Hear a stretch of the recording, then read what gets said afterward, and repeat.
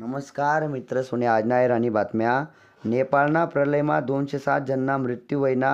महाराष्ट्र सरकारकडून 1070 helpline number जारी वैना।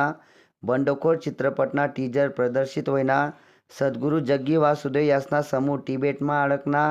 निपुण नौका 31 ऑगस्ट रोजी नौदळमा सामील होणार। राम रहीम पुन्हा पॅरोलवर बाहेर। पंतप्रधान मोदीजी खेलो इंडिया संवादमा आज आभासी संबोधन करणार। बुमराहले मागे टाकत आयसीसी कसोटी क्रमवारीમાં मिचेल स्टार्क अव्वल। जापाનમાં आयोजित आशियाई क्रीडा स्पर्धाમાં पुन्हा क्रिकेटरला पाहायला मिळणार। आशियाई क्रीडा स्पर्धासाठी मीराबाई चानू सज्ज।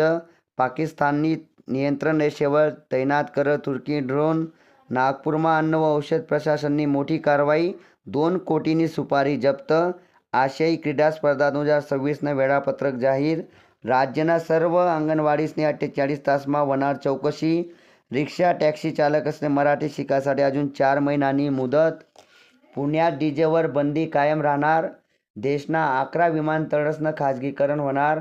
मुख्यमंत्री मंत्री आमदारसह शासकीय अधिकारी लोकायुक्तना कक्षेमा येणार। केंद्रना धर्तीवर राज्यमा नवीन कायदा येणार। कांदाना भावमा अजून 1.5 महिना तेजी राहणार। 204 आश्रमशाळासना 79,624 विद्यार्थ्यांनी हिमोग्लोबिन तपासणी होणार। देशमाना सायबर गुन्हासमा 106% वाढ। दरवर्षी किमान 75,000 नागरिकांनी फसवणूक वस। आता टीसीना जॅकेटवर GPS व बॉडी कॅमेरा राहणार। मुंबई दिल्ली व चेन्नई हावडासह 7 रेल्वे मार्गासनं चौपदरीकरण होणार। 20 लाख विद्यार्थ्यांनी होणार डोळे तपासणी। शाळे विद्यार्थ्यांना मिळणार मोफत चष्मा। आझाद मैदान वगळता मुंबईमा आंदोलनले बंदी। औषध निरीक्षकनी फेरपरीक्षा लवकरच होणार। आज आदिवासी मंत्री पुणामा आंदोलकसनी भेट घेणार। कांदा व लसूणना भावमा वाढ वैनी। विक्रेता 30 दिनपेक्षा जास्त दिवस साखरना साठा ठेवू शकतस नाही।